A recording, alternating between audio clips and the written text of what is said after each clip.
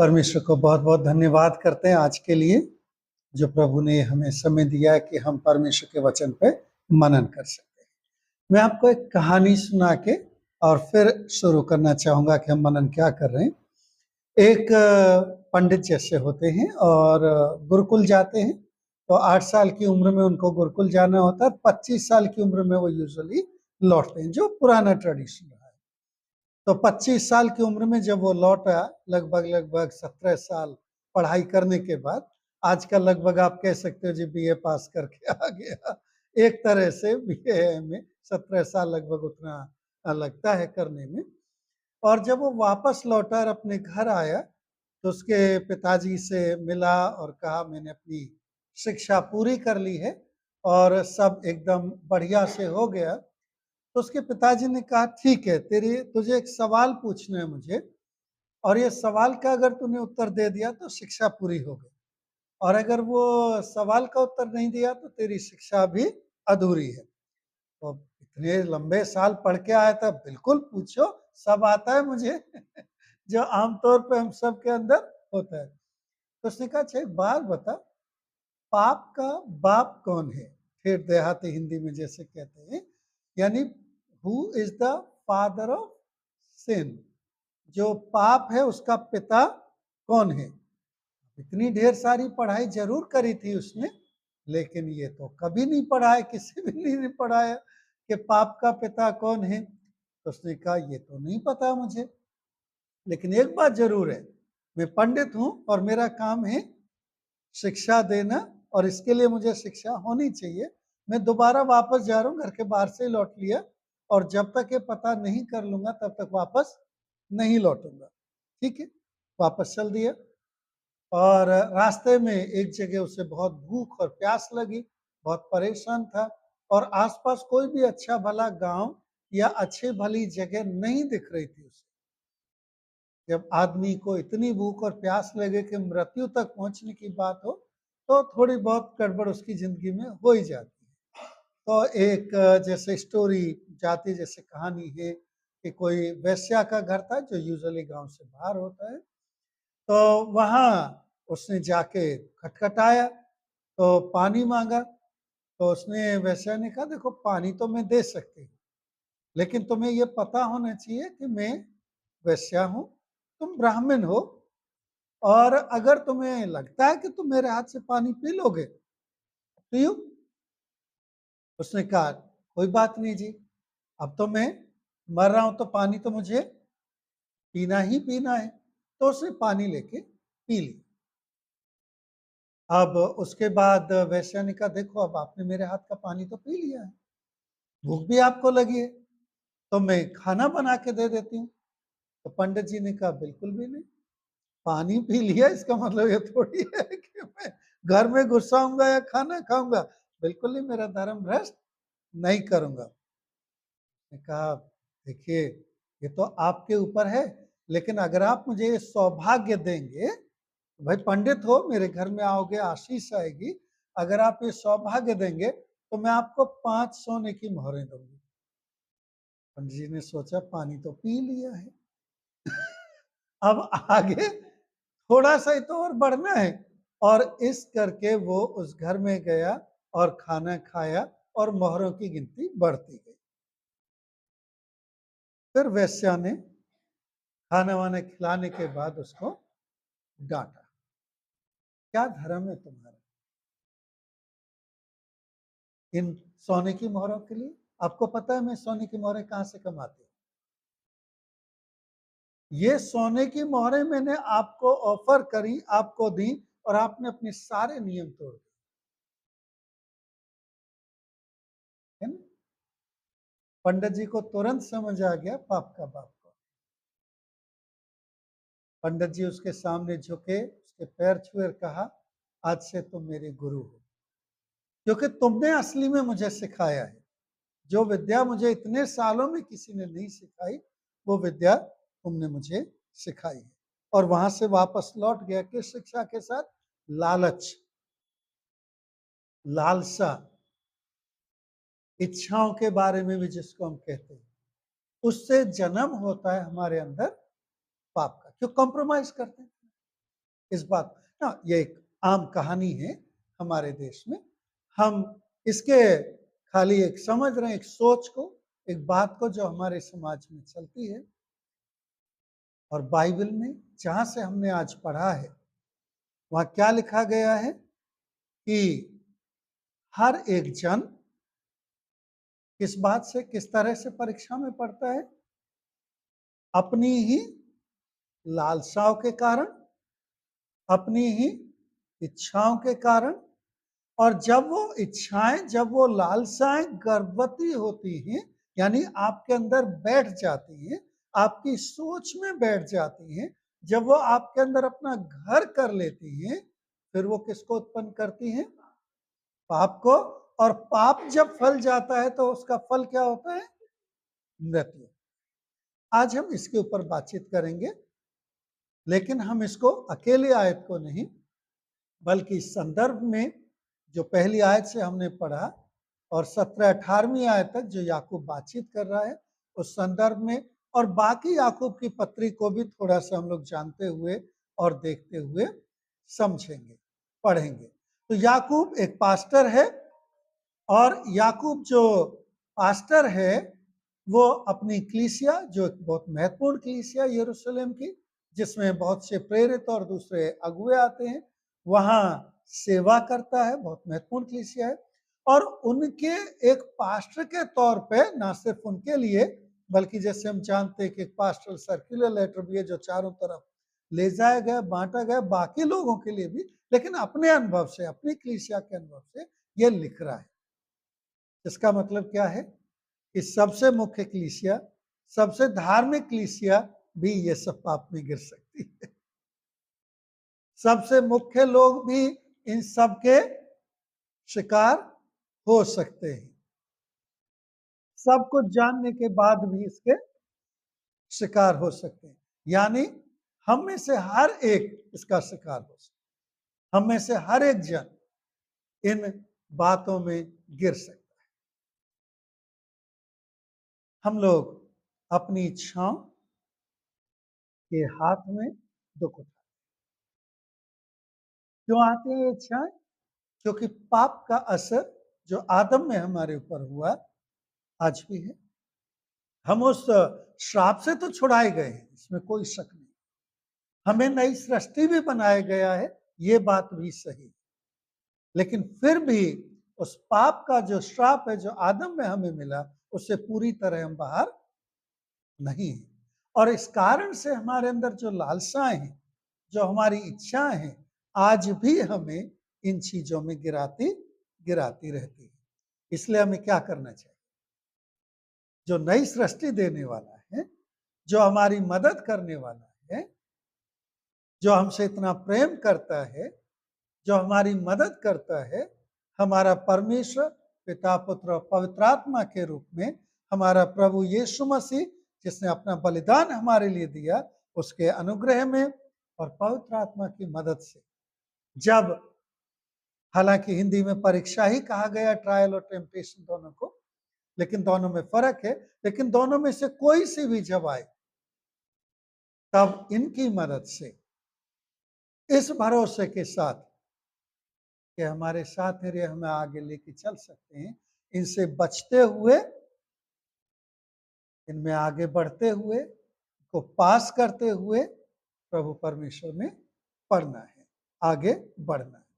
अब हम थोड़ा सा इसको मनन करते, तो हमने सबसे पहले क्या देखा कि पाप पैदा कहाँ होता है। और हम जब इस पत्री को देखते हैं, तो अगर इन जनरल भी हम लोग देखें याकूब के लिखने को, तो शुरुआत करता है कि जब परीक्षाएं पड़े। और ये जो परीक्षाएं जो शुरू में वो कर रहा है, ये हैं जो बाहर से आती है, यानी जो हमें पास करने के लिए, हमें आगे बढ़ने के लिए होती है, गिराने के लिए नहीं होती। जो टेम्पटेशन है उसको भी जो परीक्षा कहा गया, वो हमें गिराने के लिए, वो अंदर से आती। तो अंदर से आने वाली परीक्षा और बाहर से आने वाली परीक्षा फर्क है। तो जो याकूब है वो बाहर से आने वाली परीक्षाओं के साथ बात करता है, और फिर हमें बताता है किस तरह अंदर से आने वाली परीक्षा ज्यादा खतरनाक है। क्योंकि पहली परीक्षा के लिए वो कहता है कि आनंद की बात समझो, लेकिन दूसरी परीक्षा के लिए नहीं कहता आनंद की बात समझो। दूसरी परीक्षा के लिए कहता है वो अगर हो गई तो तुम्हें पाप में मृत्यु की तरफ ले जाएगी। और फिर अपनी बाकी पत्री में वो डायरेक्टली इनडायरेक्टली इनके असर दिखा रहे हैं। उदाहरण के लिए पहले ही अध्याय में अगर हम 19वीं आयत के आगे पढ़ेंगे तो पहला असर क्या दिखाता है? सिर्फ सुनते रह जाते हैं, हम चलते नहीं। क्योंकि हमारी जो लालसाएं हैं, जो परीक्षाएं हैं, वो हमें इतना कमजोर कर देती हैं, ऐसे दूर कर देती हैं परमेश्वर के प्रेम से बहुत सी बार कि हम उसके वचन को सुनते तो हैं लेकिन उस पर चल, क्योंकि हमारे अब अकेले के बस का भी नहीं हो जब तक पवित्र आत्मा जो प्रभु यीशु मसीह ने हमें दी है हमें हाथ पकड़ के इन शिक्षाओं में ना चलाए, मदद ना करे। फिर उसके बाद जब हम आगे बढ़ते हैं तो जो दूसरा जो पाप लालसाओं के वजह से जिसे हम टेम्पटेशन में रख सकते हैं बजाय ट्रायल के, वो क्या था कि जब कलीसिया में कोई आता था तो पक्षपात करते थे। ये अच्छा रईस है तो इसको थोड़ा ज्यादा करा जाए, ये गरीब है तो इसको पीछे को। आम है, आम प्रॉब्लम है हमारे समाज में। जबकि हमें डांटते बेइज्जत पैसे वाले ही करते हैं, गरीब आदमी तो इज्जत करता है ना। फिर भी हम एक को निरादर करते हैं, दूसरे को आदर करते हैं। लालसाओं से आता है। फिर हम आगे पढ़ते हैं तो याकूब हमें बताते हैं देखो आप विश्वास तो करते हो लेकिन आपके कामों में तो दिखता ही नहीं। वो एक और समस्या है। फिर आगे क्या याकूब बात करता है? हाँ ये बात तो सब सही है लेकिन हम अपने शरीर जो हमारे कामों में दिखना चाहिए उनमें से एक चीज को सबसे पहले पॉइंट आउट क्या करते हैं? हमारी जीभ को। और फिर आगे ढेरों दूसरी बातों को वो कहते हैं। तो याकूब एक पास्टर के तौर पे शुरू करते हैं उन परीक्षाओं से जो बाहर से आते हैं, फिर बताते हैं हमारे अंदर से आने वाली जो ज्यादा खतरनाक है वो कैसे होती हैं और फिर किस तरह से वो रिजल्ट आउट करती हैं हमारे जीवन में और हमें उनसे कैसे बचना। तो सबसे पहले हम लोग देखते हैं कि जो पाप है ये किस तरह डेवलप। तो क्रेडल ऑफ सिन अगर हम लोग कहें तो क्या है? हमारी इच्छा, हमारी लालसा। और किस संदर्भ में वो बात कर रहे हैं कि कई बार लोग क्या होते हैं अपने ऊपर आई कोई भी चीज को परमेश्वर को या दूसरों को ब्लेम करते हैं। कुछ भी हो जाए मेरी जिंदगी में किसी दूसरे की गलती हमेशा। अब वो हो सकता है कि मेरे अपने किसी न किसी कारण से हुई है जिसको मैं मानने को तैयार नहीं। हो सकता है दूसरा उसको जिम्मेदार हो लेकिन ग्रहण तो मैंने ही करा है। एक यूपी में आमतौर पे हम लोग कहते हैं जी वो गाली दे रहा है, कहते हैं ना, और उसके गाली देने से हम गुस्सा होते हैं लेकिन गाली ली किसने? भाई वो दे रहा था, आपने ली क्यों? जनरल के थोड़ा मुश्किल है समझना ठीक है, बाद में हम एक्सप्लेन कर लेंगे। तो वो दे रहा है, सही बात है, हम ये नहीं कह रहे को गाली नहीं दे रहा, लेकिन ले तो आप रहे हो। अब आप लोगे तो गुस्सा आएगा ही आएगा, आप नहीं लोगे तो गुस्सा नहीं आएगा। हम आम तौर पे किसी ना किसी को कहीं ना कहीं उन परीक्षाओं के लिए, चाहे वो बाहर से आ रही है चाहे अंदर से आ रही है, ब्लेम करते रहते हैं। और तब याकूब बाहर से आने वाली परीक्षाओं के लिए नहीं लेकिन जो हमारे अंदर होती है उनके उसमें वो बात कर रहा है कि कोई ये ना कहे कि परमेश्वर से ये हो रहा है। परमेश्वर ना खुद टेम्पटेशन में पड़ता है और ना दूसरे को टेम्प्ट करता है। इंसान को तो चलो फिर भी हम ब्लेम कर सकते हैं लेकिन परमेश्वर को ब्लेम करने का हमारे पास कुछ भी बचता नहीं। वहां से वो शुरू करता है। तो सबसे पहली बात क्या है? जब हम अपनी इच्छाओं के लिए जो हम खुद करते हैं और उसमें आने वाली परेशानियों के लिए जो हमारे अपने अंदर के पाप के कारण आती है, दूसरों पे उंगली उठाते हैं और खुद उनको स्वीकार नहीं करते। पहली प्रॉब्लम होती कहाँ है? हमारी इच्छाओं। इच्छाएं क्यों होती हैं हमारी? क्योंकि हमारी नजर दुनिया की तरफ। अगर हम स्वर्गिक इच्छा करें और स्वर्ग की तरफ देखें तो कोई मतलब ही नहीं किसी चीज का। ये दुनिया में जो दुनिया की छोटी-छोटी चीजें या बड़ी कहें, जिस भी नजर से कहें, जब हम उनकी तरफ नजर डालकर उनकी तरफ देखते हैं, तो उन इच्छाओं के कारण से हमारे अंदर जो लालसाएं पैदा होती हैं, उनको पाने के लिए जो प्रक्रिया चलती है, वो प्रक्रिया हमें कहाँ ले जाती है? हर इच्छा नहीं, लेकिन ज्यादातर हमें पाप की तरफ ले जाती है। और हम में से कोई भी मनुष्य इतना सामर्थ्यवान नहीं है कि इन इच्छाओं पर काबू पा सके। ऐसे समझ है, ये जो हमारी इंद्रियां हैं या इच्छाएं, जैसे आंख नाक कान, इन्हीं से हमारी इच्छाएं आती हैं, ये उन घोड़ों की तरह हैं जो रथ को खींच रहे, जिसमें हम लोग बैठे हैं। और मोस्ट ऑफ द टाइम हम इस रथ को, या हम कहें ऑल द टाइम, हर समय इस रथ को कंट्रोल करने में असफल हो। इसको बस एक है जो कंट्रोल कर सकता है, वो हमारा प्रभु यीशु मसीह पवित्र आत्मा, लेकिन उसको उस कुर्सी पे बैठने नहीं देते, उसको उस कुर्सी पे बैठने नहीं देते। देखो, कहानियां होती हैं, कहानियों का अपना एक सच होता है। महाभारत की कहानी में अर्जुन का सारथी कौन था जो उसके रथ को चला रहा था? जय किसकी वजह से हुई? अकॉर्डिंग टू द स्टोरी, रथ चला कौन रहा है? हमारे इस रथ को, इच्छाओं के रथ को, हमारे इस दुनिया में शरीर, आत्मिक रीति, उसको हम अपने हाथ में रखते हैं, खुद ही चलाना चाहते हैं, खुद ही सब कुछ कंट्रोल करना चाहते हैं, खुद के प्रधान होना चाहते हैं। प्रभु के हाथ में, परमेश्वर के हाथ में हम ये बागडोर देने को तैयार नहीं है। और जब प्रभु के हाथ में इसकी बागडोर नहीं होते, तो हम सफल हो ही नहीं सकते, चाहे वो परीक्षा बाहर से आए, चाहे परीक्षा अंदर से आए। सबसे पहली बात, क्यों? हमारी इच्छाओं को, हमारी समस्याओं को, जो हमें मृत्यु की तरफ ले जाती हैं, हम खुद गाइड करना चाहते हैं। स्ट्रगल क्या है हमारी? थोड़ा सा हमने देख ही लिया कि हम खुद मालिक होना चाहते हैं, और एक और बात हमने ऑलरेडी देखी कि हम उसको ओन नहीं करना चाहते समस्या। जब भी कोई दुख होगा, जब भी कोई मुसीबत होगी, जब भी कोई पाप होगा, हमेशा उसको दूसरों पे डाल देंगे। तो पहली स्ट्रगल क्या है हमारी? What is our first struggle of sin? We refuse to own it. मैं पापी हूं, मेरी गलती है, हम इसको नहीं मानते।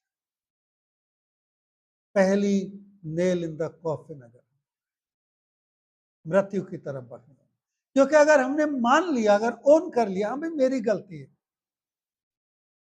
तो युद्ध तो वहीं समाप्त हो गया, उसके आगे बढ़ेगा कहां? और बढ़ेगा भी तो उसके दूसरे उसको रोकने।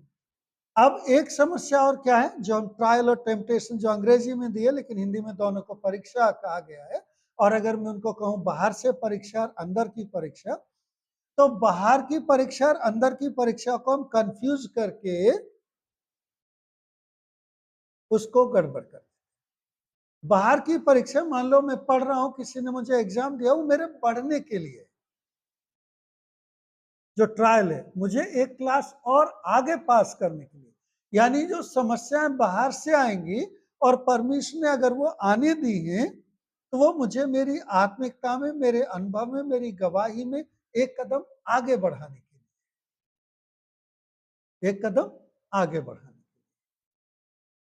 ये एक चीज है। और इसके लिए क्या कहता है याकूब? खुशी की बात है।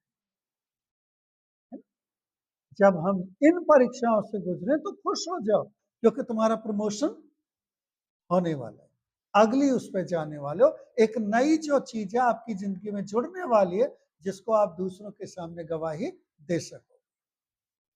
जो दूसरी परीक्षा जो अंदर से आती है, क्योंकि वो हमारी लालसाओं से आती है, इसलिए उसको हमें ध्यान रखना। एक को आनंद की बात समझना है और दूसरे को हमें अवॉइड करना। आसान नहीं है वो, कर सकते हैं पवित्र आत्मा की मदद से, परमेश्वर के साथ होने से, लेकिन आसान नहीं है, वो बहुत मुश्किल है। इसलिए परमेश्वर के वचन के अनुसार उसको समझना और टू बी ऑन गार्ड, जैसे हम अंग्रेजी में कहते हैं, अपनी इस बारे में देखभाल करना, ध्यान रखना कि ये लालसा जो मेरे अंदर पैदा हो रही है, इसको कहाँ जितना जल्दी हो सके रोक सकता हूं, ताकि वो गर्भवती ना हो, ताकि वो पाप को जन्म ना दे, ताकि वो मृत्यु तक ना पहुंचे। प्रॉब्लम और हमारी क्या होती है स्ट्रगल पाप के साथ? हम उसको इंसानी सामर्थ्य में हल करने की कोशिश करते हैं। पाप बेशक हम इंसानों की जिंदगी में हमारी गलतियों से होता है, लेकिन हमारे हाल में नहीं है, वो हमारी सामर्थ्य में नहीं है कि हम उसका हल निकाल सकें। वो सिर्फ परमेश्वर ही मदद कर सकते हैं। और जब तक हम इंसानी रूप में उसको अपनी सामर्थ्य में, अपनी उधेड़ बुन में उसको हल करने की कोशिश करते रहेंगे, नहीं होएगा। वो एक ऐसी चीज है कि आप बच्चे हो, गड़बड़ कर दी, तोड़ दिया, फोड़ दिया, कुछ भी हो गया, जो भी आपसे हो गया या उलझ गया, आप जितनी कोशिश करोगे उसको चिपकाने, हल करने की, वो असंभव होगा। सबसे आसान होता है मम्मी पापा के पास गोद में जाओ, वो अपने आप हल कर लेंगे, आपकी हेडेक दूर। और हमारे लिए परमेश्वर ने वो ऑलरेडी इंतजाम करा हुआ है। पिता परमेश्वर हमसे कितना प्रेम करता है, पुत्र हमारे हर पाप के लिए मर गया, और पवित्र आत्मा हर कदम हमारे साथ है। जो चीजों को हम समझते भी नहीं है, उन चीजों को भी समझाने के लिए हमारे। लेकिन प्रॉब्लम क्या है, हम अपने बादशाह खुद बनना चाहते हैं, और इसलिए हम अपने इंसानी उस उधेड़ बुन में उनको हल करने के चक्कर में और उलझाते रहते हैं और बिगाड़ते हैं। कैसे जीते पाप के, कैसे इन लालसाओं, कैसे इन परीक्षाओं में आगे बढ़े, जैसे परमेश्वर का वचन हमें यहाँ बताता है। सबसे पहले हमारा एटीट्यूड, हमारा व्यवहार, हमारी सोच। अगर परीक्षा बाहर से आ रही है तो जीतनी है, और परमेश्वर ने कहा उसको जीतने के लिए बुद्धि की कमी हो तो मैं दूंगा। भरोसे के साथ मांगो, बिल्कुल भी शक मत करो। भाई अगर टीचर एग्जाम दे रहा है तो पढ़ाएगा भी तो 6 महीने, भरोसा करो। दुनिया के teacher out of syllabus question दे सकते हैं, परमेश्वर नहीं देगा, क्योंकि उसने वायदा करा है कोई भी परीक्षा तुम्हारे ऊपर ऐसी नहीं आएगी जिससे, जो तुम्हारे सहने से, उसका वायदा आउट ऑफ सिलेबस कोई क्वेश्चन नहीं आएगा, सब उसी में से आएंगे। लेकिन प्रॉब्लम तो हम क्लास अटेंड करें तब ना। हम लोग पढ़ते नहीं ना, ध्यान नहीं देते हैं जब परमेश्वर हमें सिखा रहा हो। सबसे पहले हमारी सोच बदलें परीक्षाओं के प्रति जो बाहर से आते, आनंद की बात समझें, और जहां हमें कमी हो वहां पिता परमेश्वर से, प्रभु यीशु मसीह से, पवित्र आत्मा से वो मदद जो ऑलरेडी उन्होंने ऑफर करी हुई है उसको मांगे और पूरे विश्वास से रखें। ये कहने में आसान लगता है, होता नहीं। जब हमारी जिंदगी में समस्याएं आती हैं तो हमारे इंसानी डर और भय से हम इतने परेशान हो जाते हैं कि हम सही निर्णय ही नहीं ले पाते, और बजाय परमेश्वर के पास जाके उसमें भरोसा करने के, हम अपनी भाग दौड़, अपने उधेड़ बुन में लगे रहते हैं और फंसते जाते हैं। समझ नहीं आ रहा मुझे क्या होगा, लेकिन मुझे इतना पता है कि पिता है, पुत्र है, पवित्र आत्मा है। मुझे ये पता है कि वो जरूर कुछ ना कुछ करेंगे। अगर उन्होंने परीक्षा मेरी जिंदगी में आने दी है तो उन्होंने प्लान भी जरूर करा होगा, लेकिन आसान नहीं होता है जब तक कि हम पूरे रीति से अपने आप को प्रभु के चरणों में छोड़ ना दे। आसान नहीं। Guard against desires that bring temptation, ये तो हमारी सोच थी जो बाहर की परीक्षा है। जो हमारे अंदर परीक्षा आती है, ऑफ कोर्स परमेश्वर के वचन से हमें उनके प्रति सचेत रहना होगा, सजग रहना होगा। जब कोई इच्छा उठती है मेरे अंदर, मुझे उसको तोलना होगा, जांचना होगा कि इच्छा प्रभु की तरफ है, वो भी इच्छा ही है, वो इच्छा स्वर्गिक चीजों की तरफ है या दुनिया की तरफ? और अगर दुनिया की तरफ है तो क्या परमेश्वर वो चाहता है? अगर वो चाहता तो देगा, या मैं चाहता हूं और फिर मैं चाहना, वो हम कोई नहीं रोक सकता, वो हम सबके अंदर है। अब उसके आगे एक्शन होता है। उस चाहने के लिए मैं किस हद तक जाने को तैयार, वो गर्भवती होगी और फिर पाप को जनेगी। डिपेंड करता है मैं और कितने कदम आगे बढ़ गया। अगर वहीं रुक गया उस लालसा में, लालसा को नहीं रोक सकता मैं, इच्छाओं को नहीं रोक सकता, लेकिन उसमें एक्शन को रोक सकता हूं, प्रतिक्रिया को रोक सकता हूं। अगर वो प्रतिक्रिया में परमेश्वर की मदद से, पवित्र आत्मा जो उसका वचन परमेश्वर ने हमें दिया हुआ है, भाई वचन देंगे तो मेरे पैर के लिए क्या है? उजियाला है, दीपक है, तो वो मुझे दिखाएगा कि ये ठीक नहीं है या अंधेरे की तरफ ले जा रहे, तो वहां रुक सकता हूं मैं। परमेश्वर का वचन मुझे मदद करेगा, पवित्र आत्मा उसको समझने में मदद करेगी। प्रभु यीशु मसीह ने जो नई सृष्टि जो बनाए वो मुझे मदद करेगी। परमेश्वर का प्रेम मुझे मदद करेगा। तीसरी बात, मैं अकेले में, जैसे हमने शुरू में भी कहा था, अपनी सामर्थ्य में सब नहीं कर सकता। और परमेश्वर कह भी नहीं रहा कि तुम अपनी सामर्थ्य से सारी परीक्षाएं जीतो। शुरू में ही याकूब क्या कह रहे? आनंद की बात समझो, और बुद्धि की कमी लगती है, नहीं समझ आ रहा क्या करना है, डोंट वरी, चिंता मत करो, परमेश्वर से मांगो, वो देगा। अपने अंदर कमजोरी लगती है आपको, जी पाप जीत रहा है, प्रभु यीशु मसीह जो मेरे आपके हर पाप के लिए मर गया, उसके चरणों में जाओ। समझ नहीं आ रही कोई चीज, पवित्र आत्मा मुझे आपको दी गई है कि जो मुझे सिखाएगी, जब उसके वचन को मैं पढ़ूंगा, जो मुझे समझाएगी, लेकिन भरोसे से। चलिए एक और कहानी आपको बता दें, ठीक है। एक हमारे जैसे कोई चंचल जन थे, किसी सभा में गए, परमेश्वर का वचन सुना, बहुत उत्साहित होके आए। वचन क्या था? अगर पहाड़ से भी कहो विश्वास के साथ ये हट जाए तो वो हट। सही बात है, लिखा है। अलग अलग इंटरप्रिटेशन कैसे लोग उसको करते हैं, और भोले लोग बेचारे फंस जाते हैं। एक्चुअल में प्रैक्टिकलिटी ये थी कि उनके घर के सामने एक्चुअल में पहाड़ था, जिसकी वजह से सूरज की धूप नहीं आती थी। तो उन्हें सॉल्यूशन मिल गया।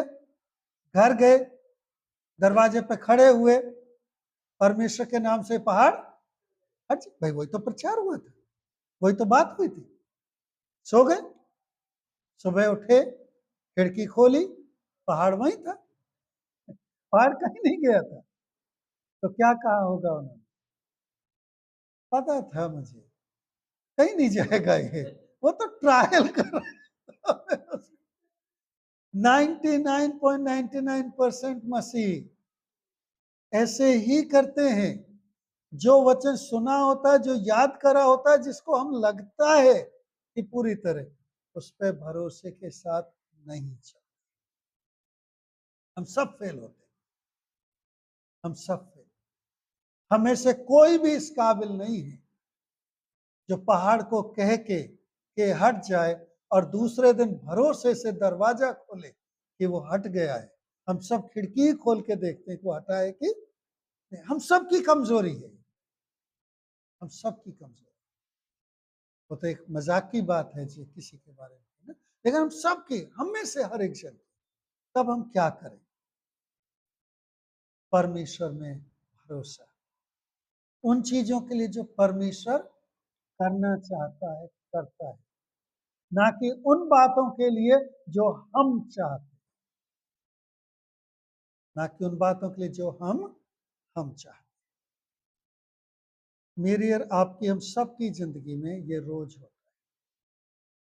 जो आज मैं बात कर रहा हूं, इससे मैं अलग नहीं हूं, आप में, हम में से कोई भी अलग नहीं, हम सबके साथ। आज हमने ये सीखा ये क्यों होता है, इसकी जड़ कहाँ है, और इससे परमेश्वर में, प्रभु यीशु मसीह में नई सृष्टि होकर पिता के प्रेम में और पवित्र आत्मा की सीख से कैसे हम इस पे जय पाए। मैं आखिरी 17-18 आयतों को पढ़ के समाप्त करना चाहूंगा। हर एक भला दान कहां से आता है? परमेश्वर से। प्रभु पिता परमेश्वर जो ज्योतियों का परमेश्वर है। क्यों? क्योंकि उसमें भेदभाव नहीं है, कोई बदलाव नहीं है, वो बदलता नहीं है, कोई भेदभाव नहीं करता है, बल्कि वो अपनी ही इच्छा से जो अपना वचन मेरे और आपके अंदर जो सत्य का वचन दिया है, वो चाहता है वो पनपे, ताकि मैं और आप नए नए और अच्छे फलों के फल लाने वाले फर्स्ट फ्रूट है ना, we should be a kind of first fruit of his creation। परमेश्वर में प्रथम आगे बढ़ने वाले, पीछे नहीं, आगे बढ़ने वाले। आइए हम लोग प्रार्थना। प्रभु परमेश्वर, आपको धन्यवाद और महिमा करते हैं, आपकी स्तुति आराधना करते हैं। प्रभु आप हमारे साथ हैं, हमें आशीष दें, आप में बढ़ाएं और चलाएं। आपकी स्तुति और धन्यवाद करते हैं। हमारी कमजोरियों को, हमारे पापों के समय हम आपके चरणों में ले आते हैं और प्रार्थना करते हैं। प्रभु यीशु मसीह, आपके बलिदान के द्वारा मेरे पाप माफ होकर प्रभु के परमेश्वर के प्रेम में और पवित्र आत्मा के सिखाए जाने और मदद से, साहस से, भरोसे के साथ मैं उन परीक्षाओं में जो बाहर से आती हैं और उन परीक्षाओं में भी जो मेरे अंदर से आती हैं, जिनसे पाप उत्पन्न होता है, बच सकूं और आगे बढ़ सकूं। प्रभु यीशु मसीह के महान और पवित्र नाम से आमीन।